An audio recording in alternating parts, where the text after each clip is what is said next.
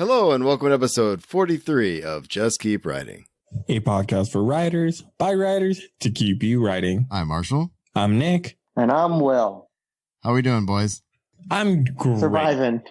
We're surviving. That's great. So we are here to introduce a interview that we had the other day with Fran Wilde, and I'm very excited for folks to listen to this. Patreon folks got this a day early, which is awesome, which is a perk for being a Patreon patron of the show. So just super quick, we have, like I said, if you didn't hear it in the last episode, we have updated our Patreon tiers and the things that you get. So $10 and up, you get daily writing prompts, which is awesome. And we are super excited about our new patron, Debbie. We're going to give you a shout out whether you want it or not. So you're welcome. Debbie. So thanks for being a patron of the show. We really, really appreciate it. So guys, at the top of the show, we usually talk about Patreon and social media and stuff like that. So definitely follow us on Instagram and Twitter and all those things, and like us and share us, and, tell your friends. It'd be awesome. Also, if everyone can review us on Apple Podcasts, we need some reviews, 5 stars, of course, because Apple has weird algorithms. And the more that you star us, the more we'll actually get more and bigger listeners. Absolutely. So thanks to everybody who is listening and sharing us out. And we really, really do appreciate that. So this interview, guys, I'm pretty stoked about folks to listen to this. So quick takeaways before we get into it. We interviewed Fran Wilde, who wrote the book Riverland, which we talk about quite a bit on the episode, but we talk about a lot of other things as well. So takeaways, guys? Hey, I'll go to get this one started here. My biggest takeaway, because this is a middle grade novel that is about domestic violence, I got permission, in a sense, to talk about the hard things in life from a perspective that isn't driven by the media or what the general population of the world perceives something looks like. Yeah, I like that. I really enjoyed, she put out several little, I just want to say, nuggets of wisdom as far as getting into publishing, staying true, keep writing, and all those things we kind of talk about on this show, but just to keep motivating and keep moving, and getting better, honestly, and giving yourself permission to, to explore different things as well. So, like I said, we did talk about her career, various careers in, she was a programmer for a bit. She worked in software development, all that kind of stuff. And it's really, really cool just to see how she got from where she was to where she is now. And like I said, I think you guys will really enjoy this interview. Minor spoilers for Riverland, of course, as well. But Will, what do you think about this interview? I got to meet Fran in 2019 at Futurescapes, and I've gotten a chance to talk to her sporadically through the last 2 years. I love Fran. I think she is the modern Neil Gaiman. And I really mean that because she writes with such lyrical prose, and Riverland to me is it's like she's a myth maker. So it feels like a tale we've heard, but we haven't. And it deals really well into the idea of, domestic violence and abuse in homes. So everyone should read the book and be inspired by the story itself, but also the way that Fran writes is just really beautiful and amazing. Awesome. Well said. And so big shout out. Thank you so much, Fran, for being on the show with us. We had an amazing time, and I hope our listeners really appreciate the interview. And anything else before we get into it, guys? I think that's it. I think we're good. Nick, do you have anything else you'd like to add? If you were looking to pick up Riverland or any other book written by Fran, you can find the links in the show notes, guys. We're working with different affiliate programs. So as always, please purchase through our links. It will help us out and grow our podcast and help us give out better content. Absolutely. And we really appreciate everybody who's been supporting the show. So thanks for that. And without further ado, enjoy the interview with Fran Wilde. All right. And joining us this week is Fran Wilde. Welcome to the show. Thanks for being here. Hi, you guys. Thank you so much for having me. Thanks for being here. We're super excited to talk. So, Will, I'll hand it over to you like I always do, man. So you go ahead and lead in with the questions. You got them. So, Fran, I asked this of all of our guests, the first question, because it always leads with interesting results. So I want you to describe your writing career in 3 words. Panic, luck, and community. So now I want us to kind of just break that down. So let's start with the first word of panic. I'm pretty on the record as saying that I'm a deadline-driven person, and people logically infer that that means I'm organized and a big planner, and to a certain extent I am. But deadlines for me are all about adrenaline. I tend to really like having them because that means that there is a sense of obligation to something. If you say you're going to do something, then you have this aspect of deadlines ahead of you. I was a programmer and a game developer, and I was in tech for a while, and I was also doing a lot of different types of writing and concept management projects before I became a novelist. Mm-hmm.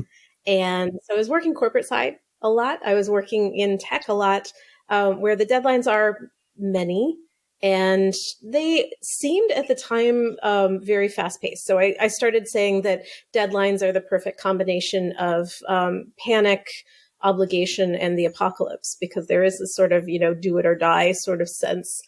I have since come to revise that given publishing, because publishing deadlines are kind of a fluctuating state rather than a one-time thing. They come back around a lot. You can turn something in on deadline and see it again very quickly for your next deadline, or there can be a big lag in between times where you pick up other things. So panic is a good thing sometimes, but it's also something you need to manage.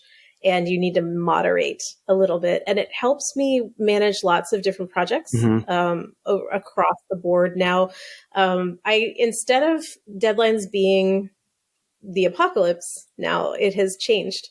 Deadlines for me are a lot like plate spinning, where you work on a bunch of different things at the same time. It's sort of multitasking. You put plates on sticks and you just go around and give them each a spin, so that they don't fall off. And that is pretty much how I define my publishing career right now, especially. I've got a lot of projects going. I've got a lot of things that I'm very excited about, including teaching and also novels and short stories and some really cool collaboration projects I'm doing.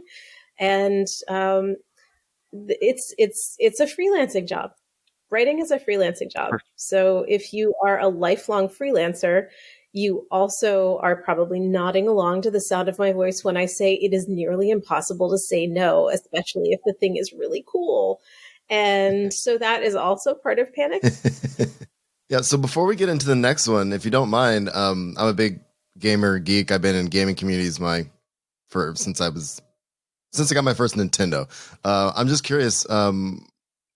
Just real quick, what did you work for, or who did you work for? I just have to know. No big companies whatsoever. I did a lot of educational gaming. Okay. I was working for the YMCA of London through a subsidiary. I worked for a lot of third-party contractors doing different things.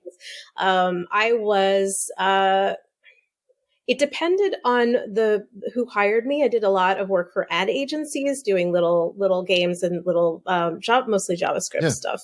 Nothing. C# scares me to death. My last programming language was PHP.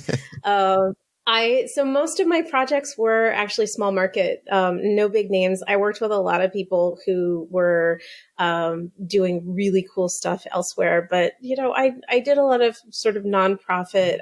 Couple of government jobs, this and that. Awesome. Yeah, I was mostly I was a gun for hire because I had the experience doing everything up from HTML all the way through. I taught graduate programs in computer design. I have a master's in information architecture and interaction design as well. So I could go in and project manage. I could talk to people about user-centric design. I am a writer by trade and by practice. So I was a copy editor for a long time for different groups. And I have some typography stuff under my belt and some graphic design as well. So occasionally clients would be like, oh, well, we hired you for this, but we're going to ask you to do this as well. And they soon came to realize that it was all the same price because it's all the same time. And so they weren't getting any bigger deal. But I ended up managing a lot of sort of international projects for different clients. And that was really fun. Sounds awesome. Amazing. It was high burnout. Yeah. And it was back in the bad old days where there was a lot of money and very little sense for how to monetize certain kinds of games, especially educational gaming. Sure. So things were happening, but they were happening in weird sort of bubbles and things, and everybody was waiting for lots of stuff that didn't necessarily drop. Everything from, certain laws that never shifted the way that people thought they were going to shift, which was fine, to certain technology never being quite there. Makes sense. Magic Leap, I'm looking at you. There's so much else out there that has the potential to be great, and we're all super hopeful for that in the future, because I would love to write for games like that. I would love to, I can't program anymore. That's the thing. When you stop, your code goes away. Right. But I'd love to be back involved with something like that eventually, maybe someday.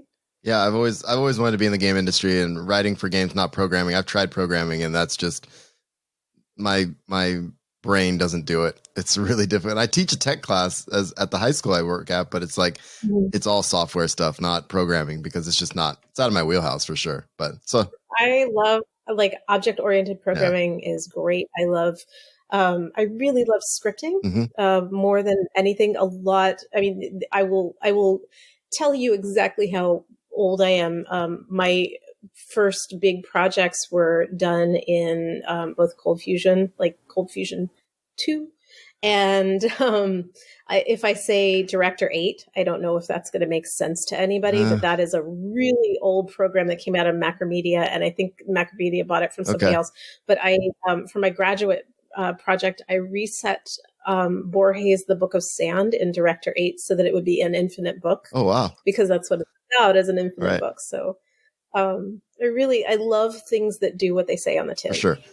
I'm actually amazing. In less than 10 days, I'm starting a coding boot camp. So hearing all this, I'm just like, oh, exciting and not exciting. I'm terrified. It's a great way to sort of recalibrate your thought process. For sure. Especially if you're also doing other things. For me, I came to programming as a poet. And my first scripting language was HTML way early in the game. I loved it.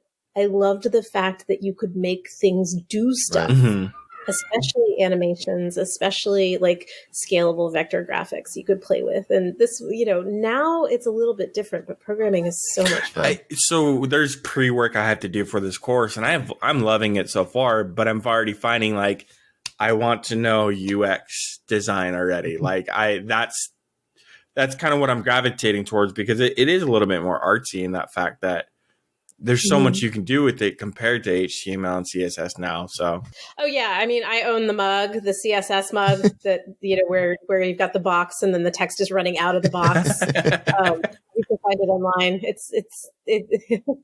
But the place that I have always wanted to be is where story and visuals and code intersects in a way that lets people play with their own situation.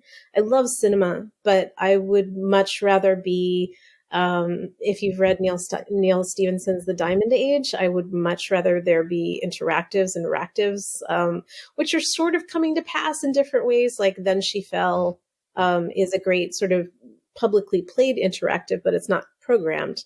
I'd like to see more of those. I think we're going to probably, especially with this stuff that's happening now, it's a great opportunity to try and do some more interactive plays that way, but we haven't quite seen it yet. Everybody's still kind of missing the past rather than getting moving forward. I'm ready for the future. Bring on the new. Well, I derailed us pretty quick there. So we're on the second word, which is luck. Sorry. Luck. So we're talking about my publishing career. Or are we talking about like all of this? Because So look, whatever you want, if it's your whole writing career or if it's specifically publishing, whatever that word brings to mind. I think, publishing is 100% not a meritocracy. Publishing is being in the right place at the right time, holding the right thing with the stars all aligned. And even then, maybe not having it be 100% go the way that you want it to go. The kick is that luck is definitely part of it, but you don't get to be in the position where luck can strike if you don't put in the work first. If you don't put in sort of the hours and the effort and reach out and connect with people and be willing to be flexible so that, you may want X and you'll meet somebody who doesn't necessarily have X, but they have Y and they're willing to share it with you. If, that sort of thing is always, kind of under the radar, especially in publishing, but it works for lots of different places as well.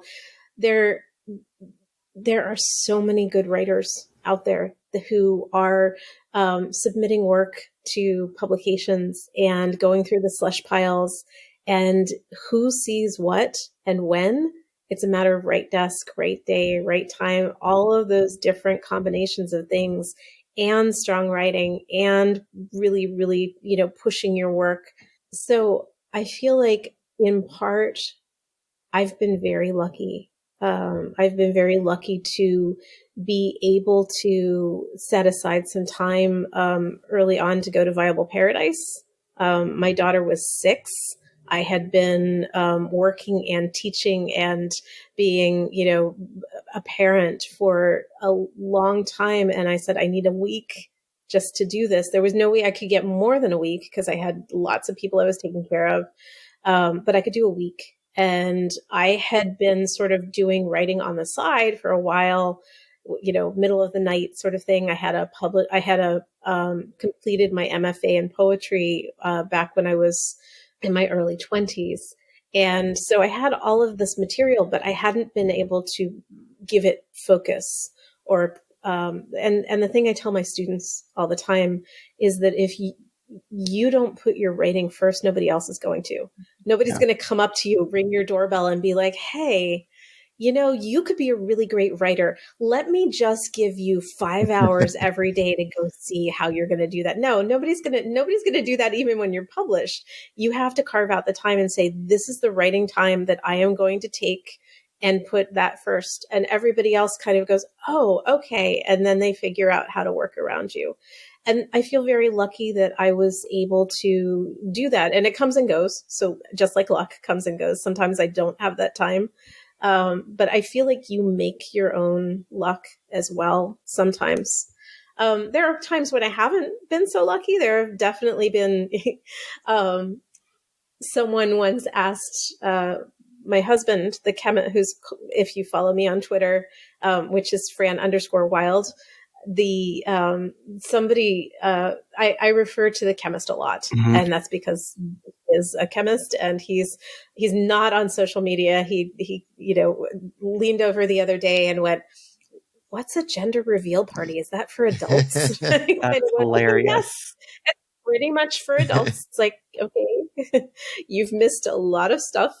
But somebody asked him once what it was like being married to a writer. And I had just published Updraft. And he thought for a minute, and usually he has to think for a lot longer than that because he's kind of an ant, where I go very fast and do a lot of stuff. He's an ant. He thought for a second and he just looked up and he went, "There's a lot of crying." And it's totally true. Because luck is a double-edged sword. When you have it, it's great. When something is going exactly right, it's wonderful. When your luck isn't quite there for you, or when it turns, out that what you really wanted wasn't necessarily what you needed at the time, or vice versa, what you needed wasn't there, it's frustrating and it's really hard. So luck is the reason why I said luck is because I feel like I've been very, very lucky to be able to do that first Viable Paradise connection, be able to teach at Futurescapes, which I've done for 4 years, met all of you fabulous people, and gotten to meet a lot of other people on my travels as I went to teach. But I also put in a lot of time. And that's part of luck too. Even as I was putting my husband through his PhD program, I was teaching in the Baltimore County schools. I was doing Poets in the Schoolwork. I was connecting with the writing communities wherever I was. Mm-hmm. I was always trying to up my game. I was taking classes all over. Even, I finished my master's in poetry, and then a couple years later went back for my master's in information design. And people were like, why would you do that? And I thought, because I like to learn, and I always like to make sure that I am as flexible as possible. Probably those were really good decisions at the time, especially the computer degree. But it turns out that the MFA in poetry has served me longest. Really? Yeah, just like I'm still in touch with my teachers. I'm still in touch with my cohort, which was a very small, low residency program in Asheville, North Carolina, called Warren Wilson College. Yeah. And I came out of there with a poetry MFA, so they're still a little confused about what I'm doing now. But that's also because it's a very literary MFA, and genre is a completely different subject sometimes. I think things are changing. I think in that sphere, academic studies in genre is a thing now, which is great. And also, there are a lot more authors who are trying genre styles and trying different methods out for, but because I work almost expressly in genre now, I get to go around to conventions with a dragon on my shoulder if I want to, and nobody blinks, and it's wonderful. The other thing, though, is that I have always done multiple things. Mm-hmm. And that kind of opens the door to luck as well, because something might not be ready to do in one field, but you may be, standing on the edge of something in another field. And so making yourself as open to possibility as possible is part of luck as well. So which brings us to community. Describe that for us. Found family has always been part of my life. From a very young age, from summer camp on through my friends at school and college and everywhere, it's always been really important to connect on sort of the level of, if you need me, I'll be there, but also not looking at people for what they can do for me, but looking at people for, how do we strengthen the community? How do we reach out and find new ways of doing things? And also, what am I interested in doing that is a need in the community? Because I don't think you will ever see me in a position like president of SIFWA or vice president of SIFWA. Mary Robinette is so good at that. Mm-hmm. And I cannot stand that sort of thing. I don't like to be in that kind of position. What I do love to do is I love to be in a position that allows for collaborating with different people and coordinating different things. I was the elections coordinator at SIFWA for a long time. And that is an opportunity to reach out to different people in different areas and say, hey, you want to run for office? And usually they run away from you, but sometimes they don't. And that's when you get a whole new group of people in, and it's really, really great. So sort of community is about, serving when you can, especially in volunteer positions. I try to do that in every community I've ever lived in as well. But it's also about doing things like I have run an interview podcast called Cooking the Books for since 2011. And it's on a small hiatus now, but my co-host and I, Aliette de Baudard, have interviewed over 70 authors, editors, agents, publishers about food and fiction. And at the time that we started this, food was not a big topic. Now there's like 16 food blogs, and or 16 fiction blogs. It's totally great. I am super, super excited about this. When we started it, our motto was no character stars today, because there would be characters who would go for months without eating or drinking anything, and they were not dead. And I always had questions about why.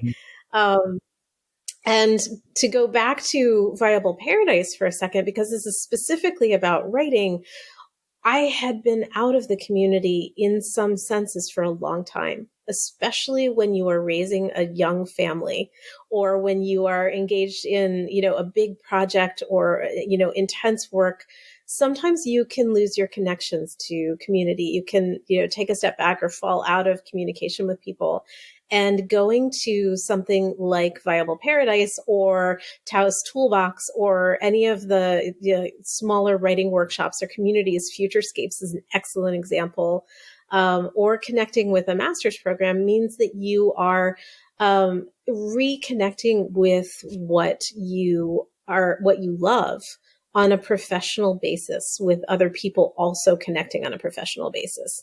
It's different than going to conventions. Conventions are great, but some people are at conventions to play, some are there to hang out, some are there to learn things, and mostly all three.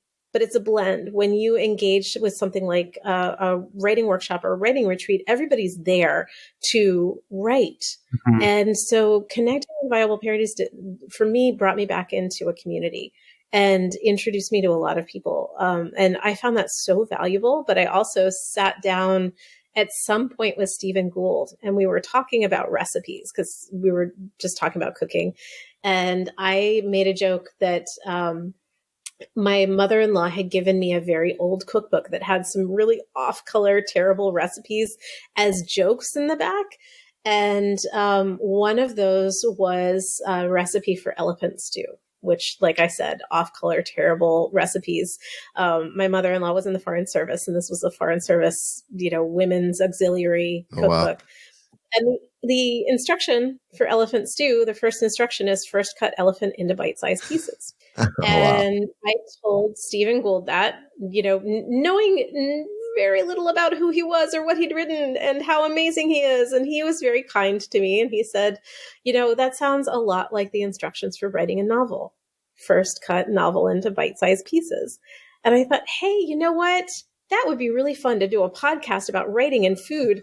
And he was my first guest. Oh, that sounds amazing. I think after a little while, I interviewed Joe and Gay Haldeman after someone in the local community introduced me to them at World Fantasy.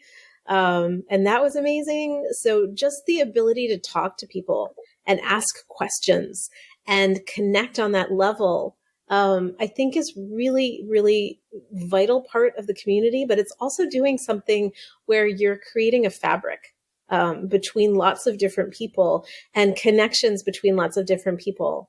So you kind of make your own community, learn to participate in others' communities. And at the end of the day, I think that's one of the things that I love most about this career, is that you have the opportunity day in and day out to connect with other people and sort of forge your own community, but also participate in everybody else's as well.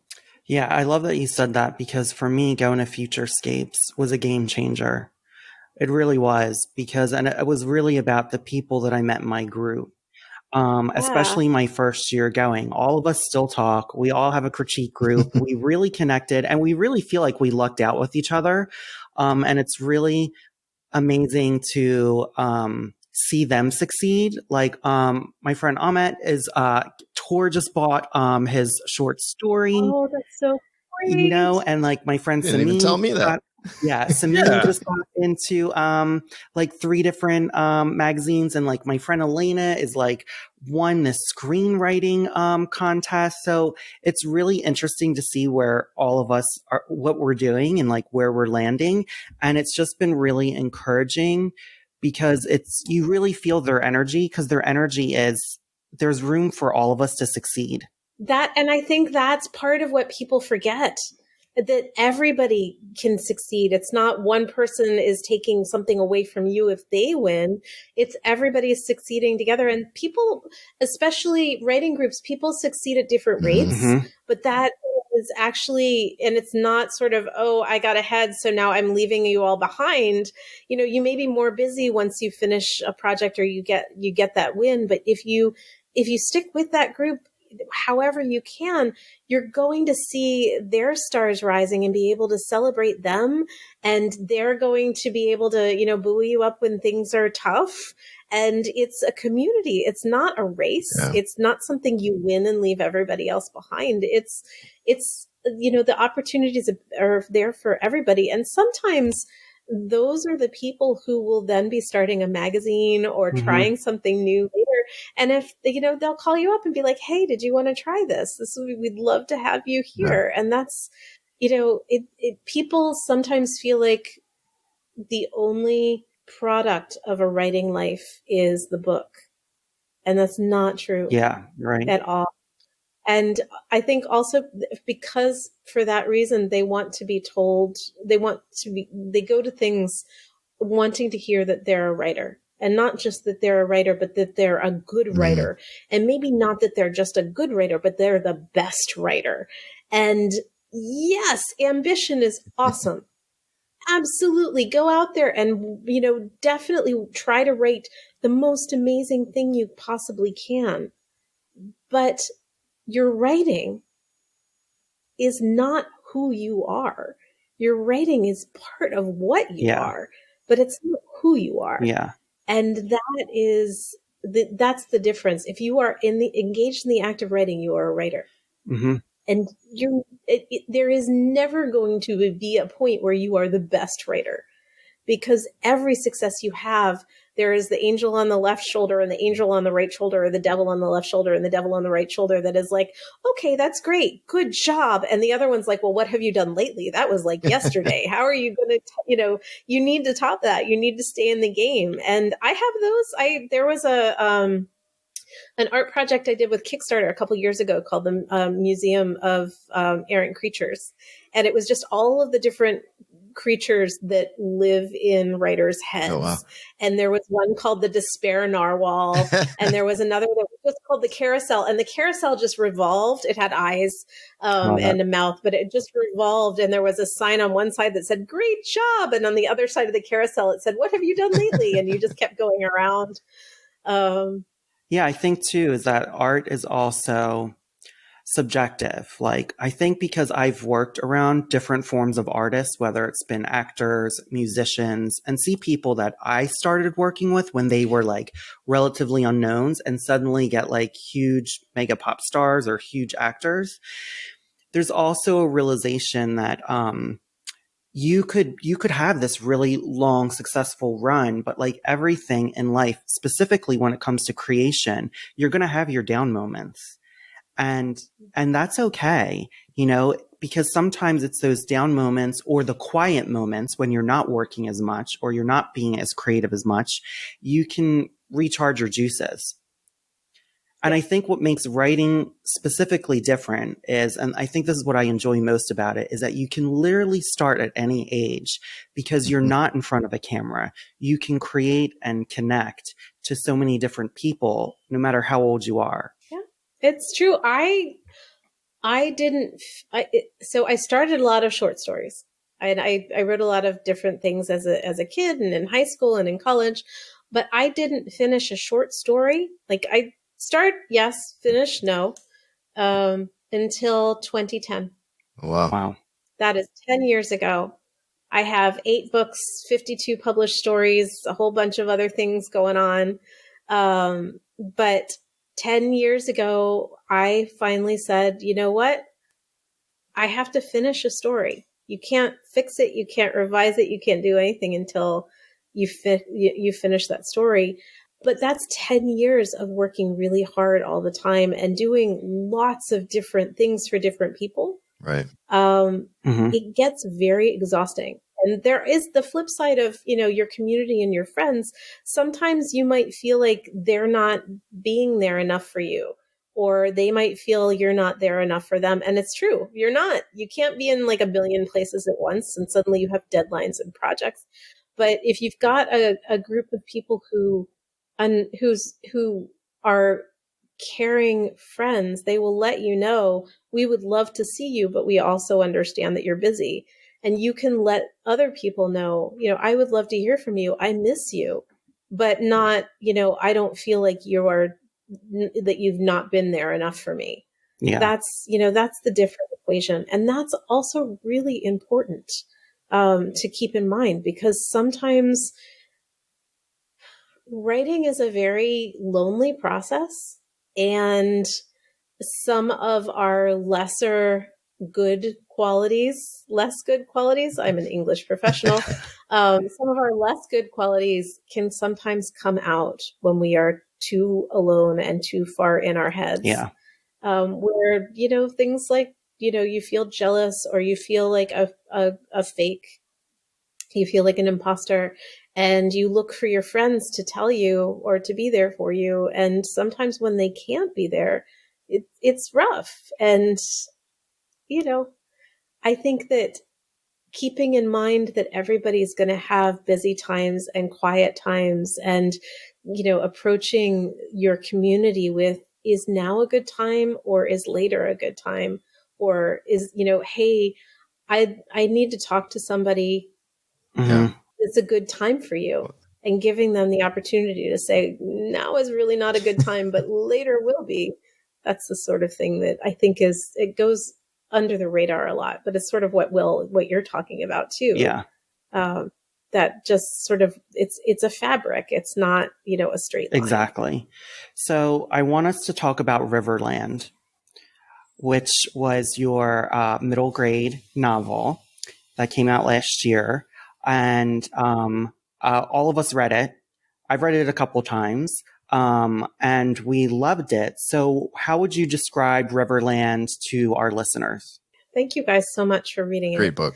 Thank you. Riverland is my debut middle grade novel. It is upper middle grade. The main characters are 7 and 12. Mm-hmm. 7 and 12. And it is a portal fantasy about domestic violence. Every time I talk about it, that is how I introduce it. And that's two separate things pushed together, sort of. Portal fantasies have a long history. You know them as things that characters tend to go through into another world, a portal. It might be a wardrobe. It might be a trip to Neverland. It might be something else. But they go from the normal world into another world in order to figure out how to deal with something that they can't figure out on the normal side. For Narnia, the portal fantasy took a bunch of kids who had escaped London during the Blitz through a portal to another world where there was also a war on, but they got to be kings and queens and heroes. They learned about how to survive. They learned about how to rule. And then they came back to their own world with that knowledge and had to fit in, which is a whole different story. For something like Peter Pan, Wendy is on the cusp of almost adulthood. She's about to become a teenager, and she goes to Neverland where nobody has to grow up. And there is a whole sense of dealing with and coming to terms with the realities of the real world while also trying to fix it and learn how to deal with things. For Riverland specifically, I was very aware that the way that we as a culture portray domestic violence when it comes to how the children are portrayed is kind of a shorthand. You see a lot of images on TV where, the kids have bruises, or they behave a certain way, or they're broken, and that's air quotes if you can only hear my for voice. the audio. But yeah, but they, or there's a broken bone, and then the cops come, and then everything goes into motion, and the children are saved by someone else. And domestic violence doesn't look like that all the time. It doesn't look like that much of the time. In fact, the way that we portray it in media is very misleading and very dangerous, because a lot of the time kids are involved in covering up the situation so that the parents don't lose their jobs, so that somebody doesn't get in trouble. And they're basically co-opted into their own abuse in order to support the myth that, well, this isn't really happening, or it must have been your fault, or everything's fine now. And it's dangerous. And so what I wanted to do was I wanted to put a book on the shelf for kids that may be experiencing this, or maybe have a friend who's experiencing this, who, or families who are experiencing this, who don't really know what that looks like. That we talk about, the metaphor for drowning is similar, that drowning doesn't always look like drowning. Sometimes people just disappear. And that is exactly what the problem is with the way that we as a community and a culture portray domestic violence. It doesn't look like that all the time. And more often than not, all of those stories that we tell on, Law and Order, especially, but also pretty much all of the other narratives that you see, take the agency away from the kids. They don't have the opportunity to make their own decisions, good and bad. They don't have the opportunity to have adventures. They're just sort of pawns to be moved around. And I wanted to rewrite that and rewire that, and especially tell the story with girl characters, because that's the other thing, is if you put a young girl character in danger, because of course girls are never in danger in real life. That was also air quotes. There isn't a huge pushback. You can't do that. That's not fair. Why didn't you give her a brother? I wanted two girls to be able to have adventures, learn how to solve their own problems, and be able to get themselves out of trouble, because that's really important. And it's important to see on the shelf. The reason why I wanted that is because I'm a domestic violence survivor, and I never in my life saw anything like that. I would be watching TV and go, well, I don't have a broken arm. The cops haven't been called, so I'm fine. Yeah. This isn't as bad as it could possibly be. And so Riverland is a portal fantasy where two girls go into the dream world to figure out how to solve the problems that are happening in the real world, which is a domestic violence situation. It's a scary one. The problem is that the portal fantasy world follows them back into the real world, and then they have to solve that too. And that is what kind of happens when you do start to engage in the fantasy of making things up so that everything looks fine. Things start to crack and things start to break. And I wanted to tell a story about that. So that was part of the bigger deal with Riverland. There's also, a lot of my own hopes and dreams in there. My sister and I always wanted a pony when we were kids. That there's a saying in there that I took from real life. One of the things is, when you write a book that is so close to home like this, it's really hard. It was very hard for me to do, and I spent a lot of time uncoiling later emotionally. So don't, if you try and do that as a writer, definitely have someone on standby that you can talk to who understands. Therapy is great, by the way.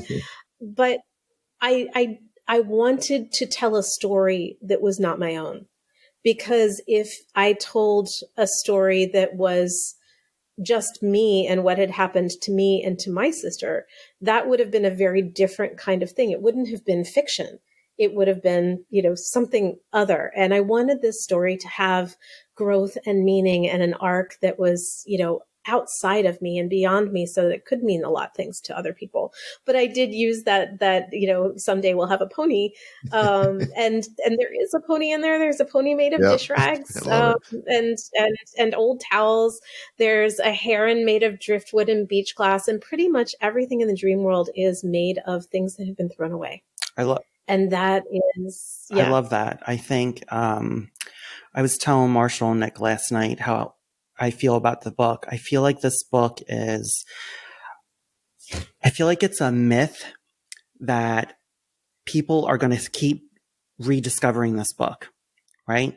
It reminds me of stories that I've loved, like Coraline from Neil Gaiman, I just feel like there's a really beautiful rhythm in the language throughout the story that it feels like a Narnia. But it's deeper than that, and there's nuances in it. And I feel like this is going to be a book that is going to grow bigger every single year since it's come out. I really do. I would love to see it do that. It crosses lines that some people are people don't want to hear that this is something that happens to to kids at all, to girls especially. I've got a lot of feedback that's this is really hard to read, like, but it's important. Sometimes the hard stuff is important to read, and we had a lot of kid readers early on, all the way through. I worked with educators, I worked with school nurses, I worked with school psychologists. And the kids are like, wow, that dad was a jerk. And then they're into the adventure. And I think that's important too. I would love to see it last. And mostly I want to see it last because I want it to be on the shelf when that one kid needs it. And the letters that I get almost on a weekly basis, even now, even a year and a half later, are from people who have said, I didn't expect to see myself in a book ever in this way. I didn't expect for this to resonate. I got one that just shook me to my core a couple of weeks ago, and I can't really go into it, but the end was, I had been really upset with myself for so long, and this book helped me forgive myself. Wow. And that was amazing, because that's something that I had to work on for a long time. I mean, a lot of times abuse results in you feeling like it's your fault, right, no matter what, no matter how many people tell you it's not. And working through that is a big, hard, ongoing thing. It's not something that you're like, the light switch goes on and then it stays on. No, it's something you have to keep turning that switch. So having this book out in the world was really important to me. And it's also, I wasn't supposed to write this book. I wasn't planning on writing this book right away. This was the story that I was never going to tell. I had promised, I had promised a lot of things, but, don't write this book. And then something happened, I don't know, around November 2016, that just sort of flipped the, can I curse? Oh yeah. Feel free. So it's just sort of flipped the bucket switch. And I woke up one morning and thinking, actually I went to bed one night right around November thinking, what is the one story that I could possibly tell that no one else could tell as good as I can? What is the thing that I know best? And it was this. Yeah. I can tell a lot of great stories. I love telling stories, but this one I knew was going to hurt telling. It was going to be damaging to try and write, but I needed to write it more than I needed to do anything else. If I could put one thing in this world, that was that book. Well, and I appreciate it too. As a teacher for the last 12 years or so, at high school level, I mean, we're mandated reporters. When things come up, like, we have to do something about it, and I have students that I think every year I can recommend something, your book, I think, that would really help them see, like you said, see themselves, you know what I mean? And they're not getting seen. And especially now that we're in a virtual teaching situation, it's even harder to keep those connections and stuff. So when I finished it, I was like, okay, now I know a book I can recommend to students like this that could use this, could see themselves, and so I appreciate that. Marshall, thank you so much. Thank you for saying that. So I just finished it myself, and I was going to say, I appreciate that you didn't shy away from those hard subjects, because I think it's something that we have to talk to our kids about. I'm a new stepdad, and I'm all in on that. When the kids ask a question, I'm not going to filter myself. Gets me in trouble. But I just feel like they need to know, like, if they're asking, they need to know. And they come from a very bad situation before, where if they stayed in that situation, they'd be these kids. They wouldn't even realize it, because they wouldn't know what to ask, And I wanted to ask you about this too, because there's some elements that feel, and I was talking to Will about this, a little bit of escapism. I wanted to ask you, is there any of that in the story, any elements that you kind of alluded to or anything like that? Because I know it's a portal fantasy, but they crawl underneath their bed to feel safe. And I'm like, Yes. is this all in their head? Like, is this, and are they bringing their escape world into the real world with all the leaks? Like, I think that was, the under the bed is, and I hit it very lightly, but Eleanor, who's the older sister, she's having trouble getting under the bed. It's a tight squeeze. She's not going to be able to hide under there for much longer. Mm-hmm. And that's that transition point. There is a lot of fake magic in this book. There's a lot of the mom does some, magic by replacing everything and making things look perfect again.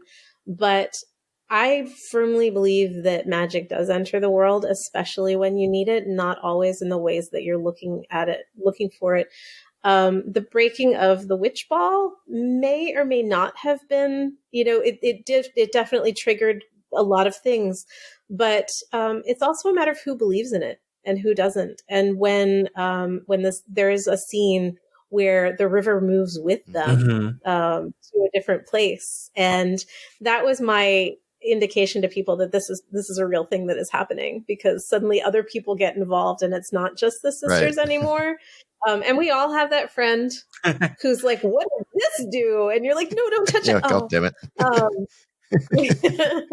And I love that friend. Actually, they're wonderful, but it is a matter of, okay, things were coming to a point where they were going beyond dreams and entering reality. And I think that it's again, not as black and white as we make it. Sometimes the imaginary does become the real.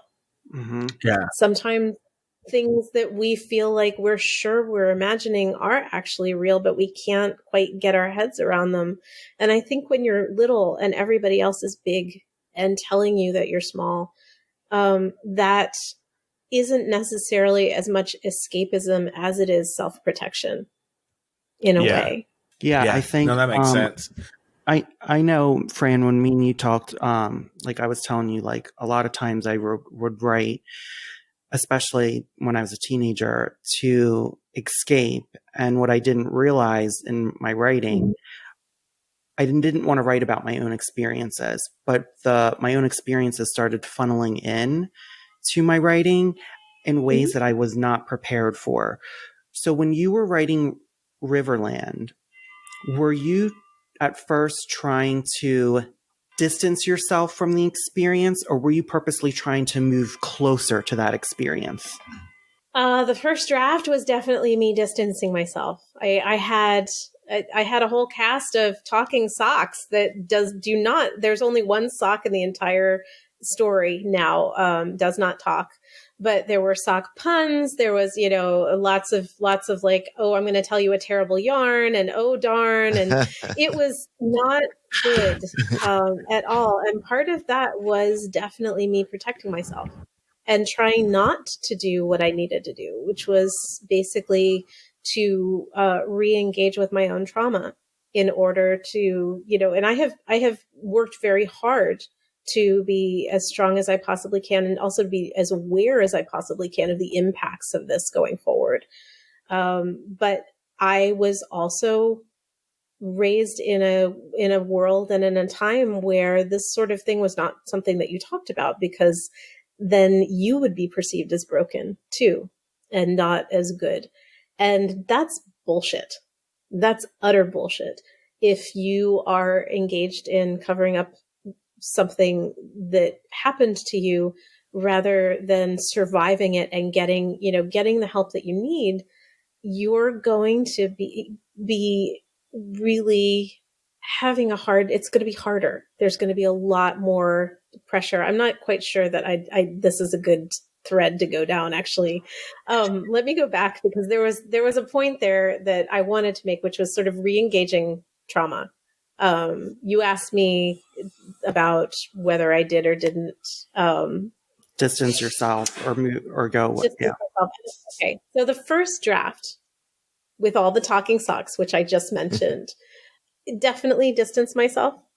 But when I realized that what I needed to do was kind of re-engage with my own experiences, my own feelings, my own fears, and really look at that drive to make everything okay, which I do to this day, then I definitely was much closer to the subject, possibly more so than I had realized I was ready for. And I don't think I was particularly ready for all of it. So the subconscious does some strange things. And one of the things that I have always done, just because of who I am, and also because I'm a survivor, is that I don't make a big deal out of something until I know I'm safe. I definitely try not to walk into harm. And Riverland was me putting out into the world, hi, this happened. I am a survivor. And this was not something that I was very public about beforehand.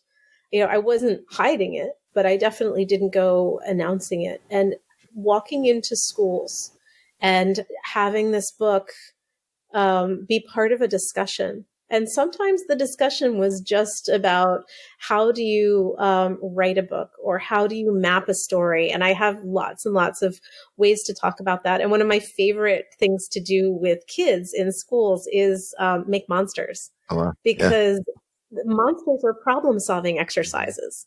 You take a problem, you embiggen it, you give it laser eyeballs and a flame tongue, and then you figure out how to either beat it or make friends with it or talk it down. And that's one of my favorite things to do. And the monsters in Riverland are much more nuanced in certain ways. The nightmares just don't want to die. They want to get stronger. And Anasa is a whole other ball of wax, but she's like the mean girl of the dream world.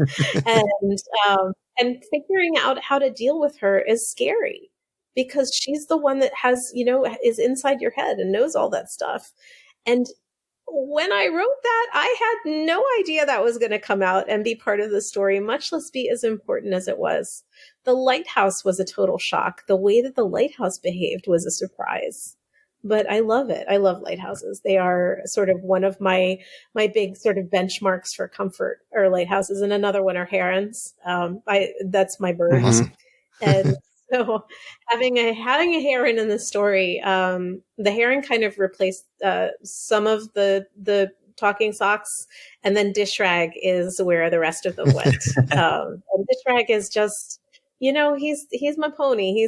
And a couple of beta readers the first time through were like, you shouldn't have a pony in a kid's story. That's just too trite. And I just looked at them, and apparently I looked really mad when I said it. And I was like, the pony stays. No, I love that. Yeah, love awesome. it. So my next question, it leads us into you've talked about your time of being in a community and also teaching, which leads us to, I want you to talk about Western's program of genre writing.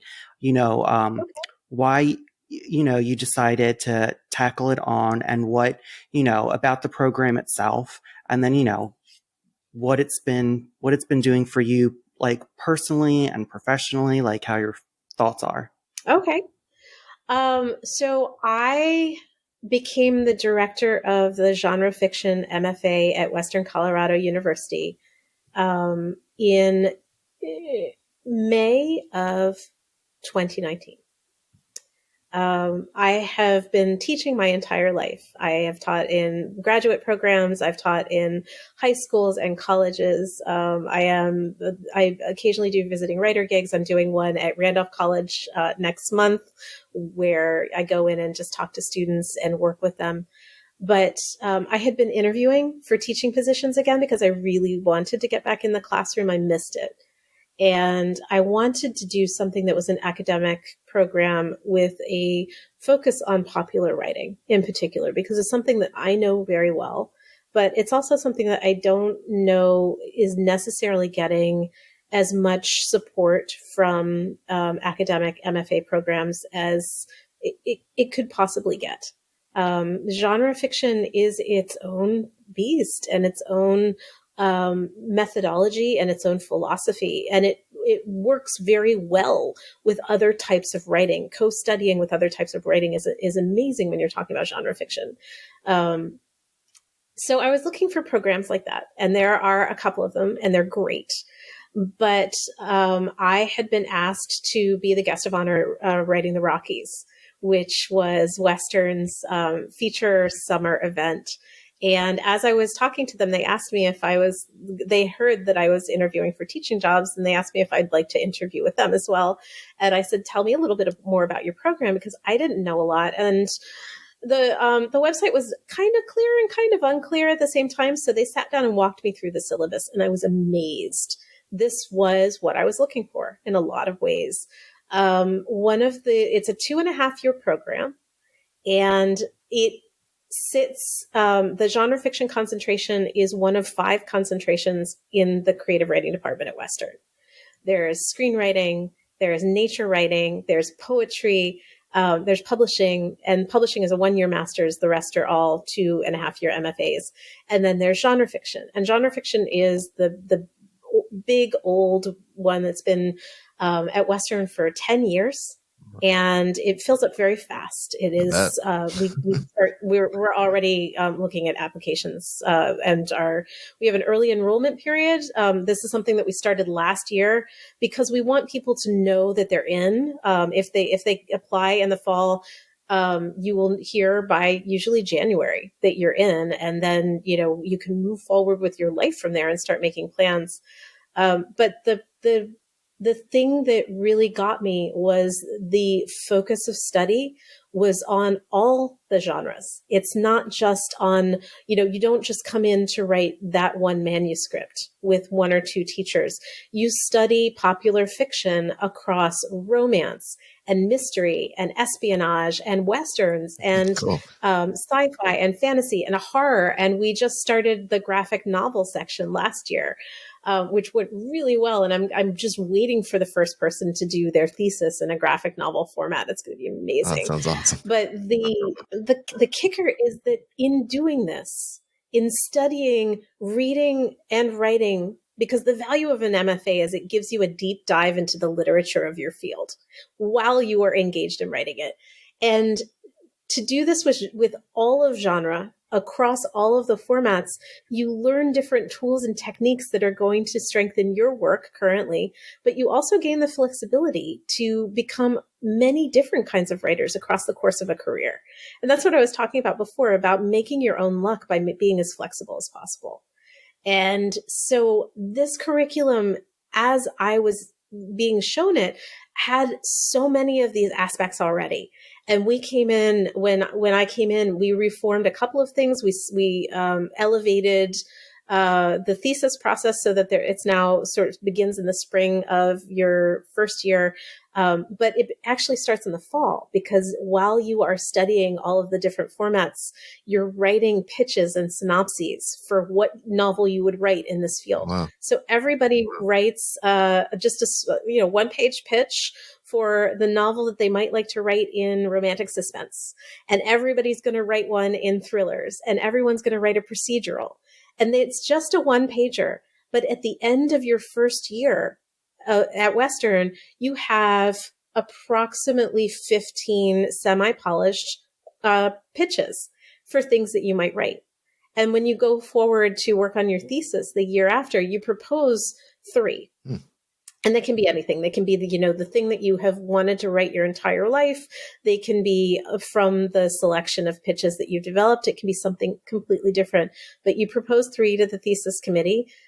You discuss it. The decision is made as a group. Nothing's handed down to you and prescribed. And then your thesis advisor is assigned. So you're carrying forward everything that you learned that first year into your thesis the second year.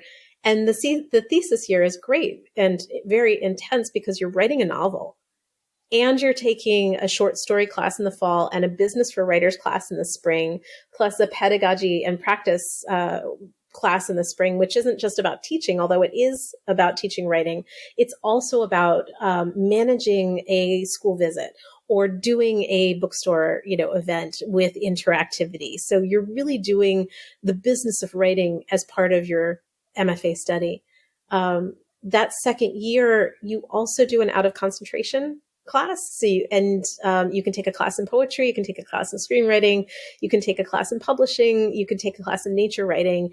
And so all of it kind of works together in everybody's brains to make this really powerful tool set that you leave the program with, along with your manuscript and all of the stories that you've written in the program and all the connections and community you've made. That's amazing. And that's an amazing opportunity to have as a genre writer. For sure. I will be the first to tell you, you do not need an MFA to write a book. Mm-hmm. You don't need an MFA to get an agent. What you need an MFA for is the 2 years of focused study with a group of experts and a certain plan of attack for how to study it. A cohort that you are joining that is also engaged in that same focused course of study, and a program that's going to support you and sort of have your back. And Western is, we are adding more scholarships, merit scholarships. We don't do full rides, but we do partial merit scholarships. We were adding a lot more programming and different ways to reach out to people. We did some independent study things this summer. That's not a phrase. We did independent study work this summer where students were able to work on, researching material that was relevant to their thesis, which was really excellent along the way. And then every summer we do a 2-week residency. It is normally in Gunnison, Colorado, in one of the most beautiful parts of the country, right at the foothills of the Rocky Mountains. It's stunning. It's an elevation of 8,000 feet. So it's also kind of stunning in the way that you can't catch your breath for the first day or so, if you're coming from like me. And then that 2.5 weeks or that 2 weeks is just focused study, immersing yourself in readings and writing and work with your colleagues.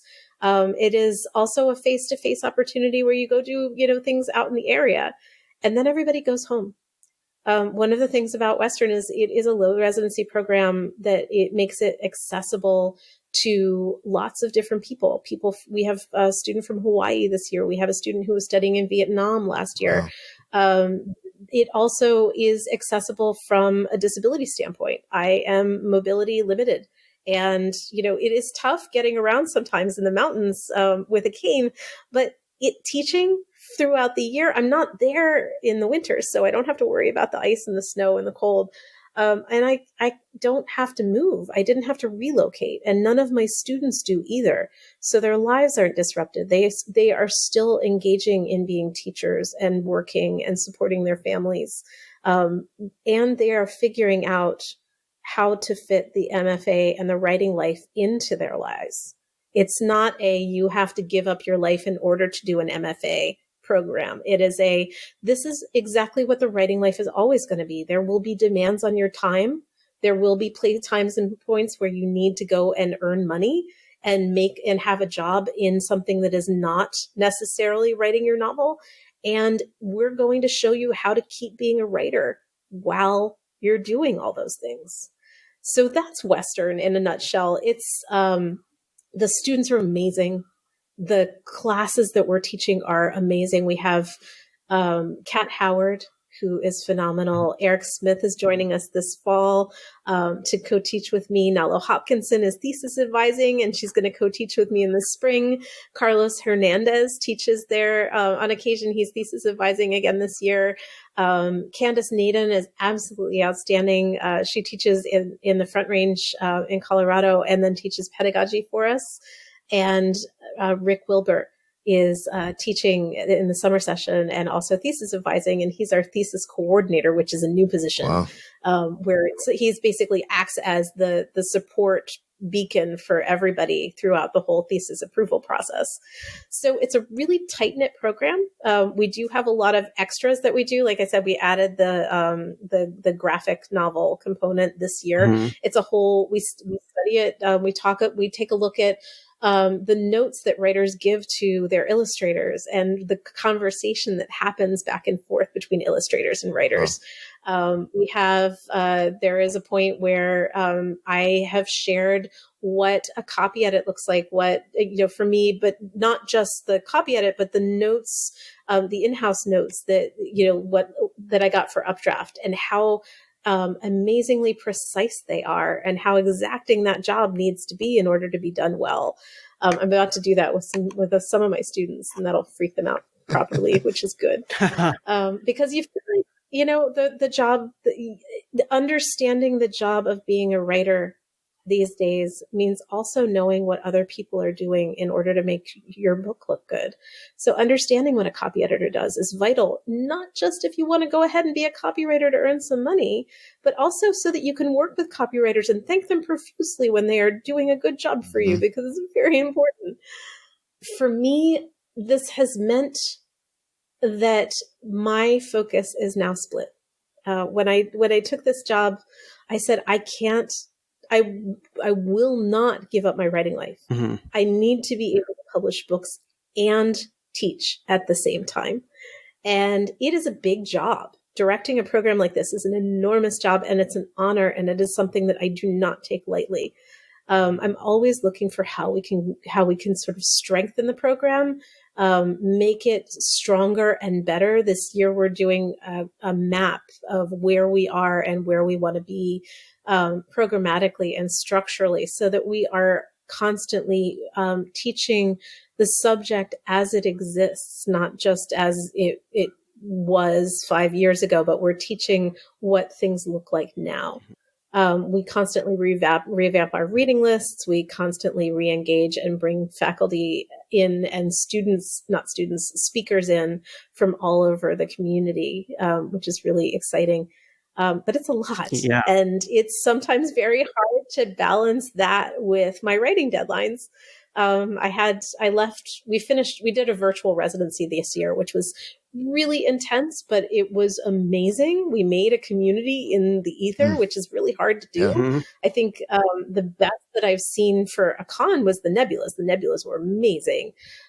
We did a really good job. Our department sent out residencies in a box to everybody, which came with some coffee and a mug and, little pieces of Western, but it also had a sign that you could put on the door that said "in residency," so that everybody else in your house would know that you've gone to the away place and are not available. So awesome. And that sort of ability to draw a line around your space and say, "I'm working," is what being in residency is all about.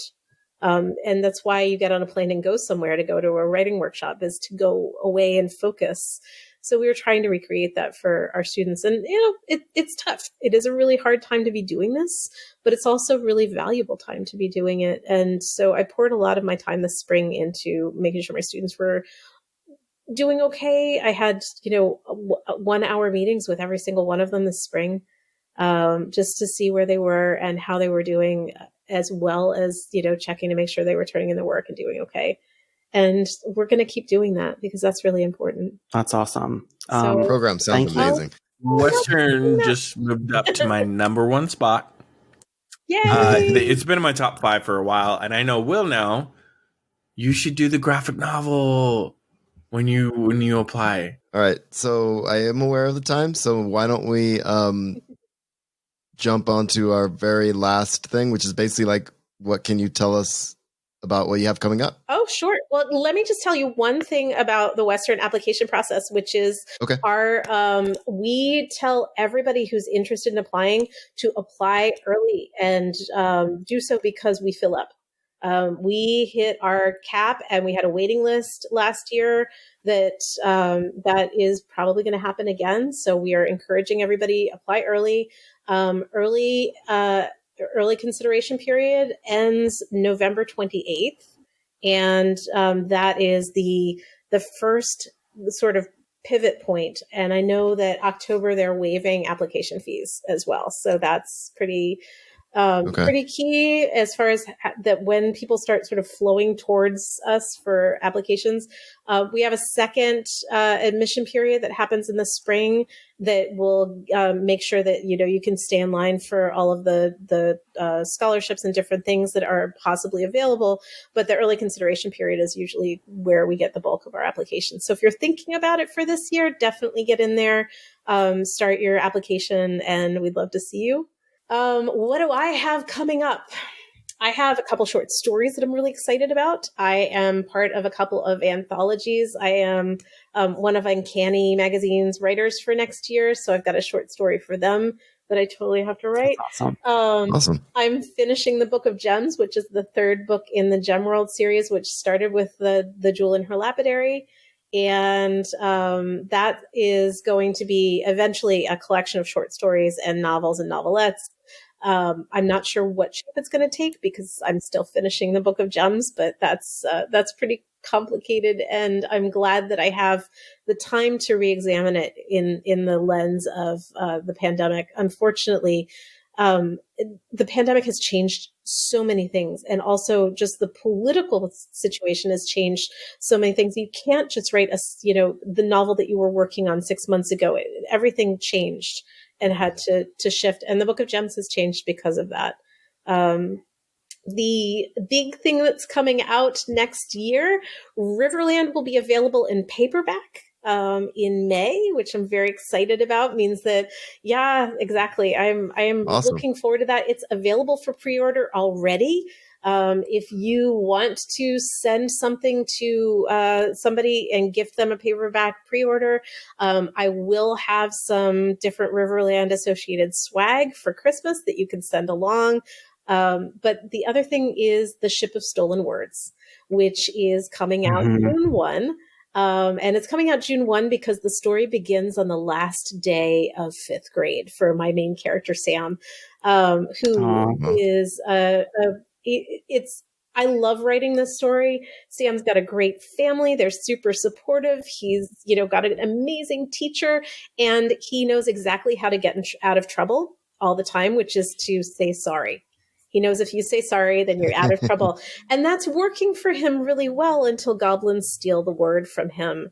And the goblins steal the word, and suddenly he can't apologize for anything. And that begins the story. And it's a lot of fun. The Ship of Stolen Words is about Sam and how he gets his words back, but it's also about a goblin named Tolver, who is the word stealing goblin, but he is just dying for adventure. And so it's more about a budding friendship between two people from different sides of a portal. It's a portal fantasy.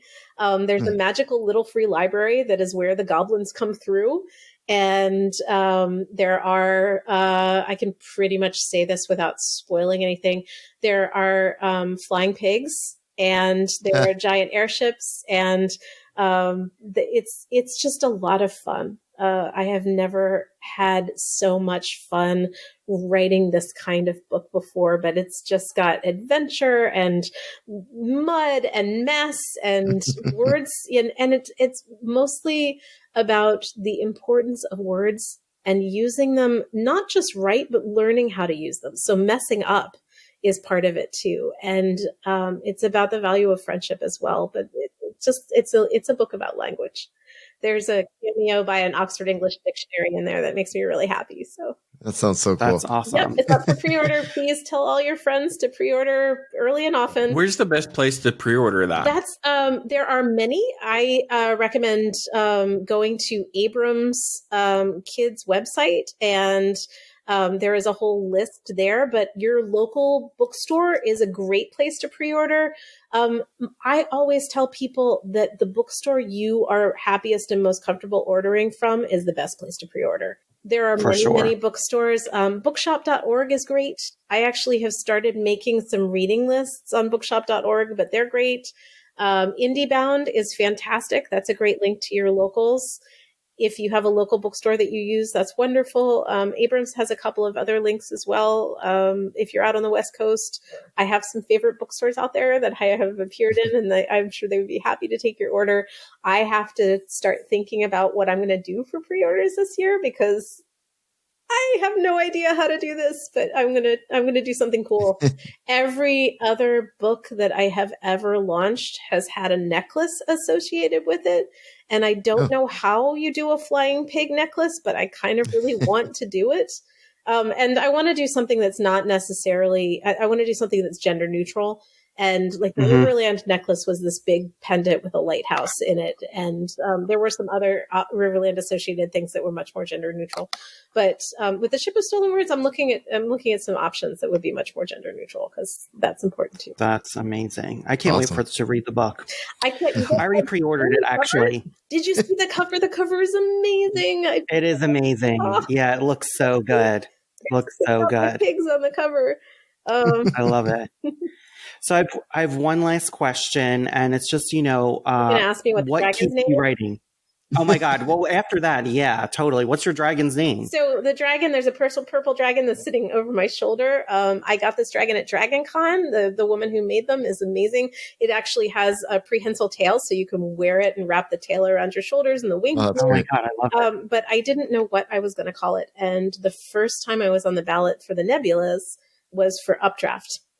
And I had just got this dragon a little while before that. And I was going and I was nervous. And I asked the internet to name my dragon. Don't let the internet name your pet. This is Maximilian Von Dragon McDragonface. And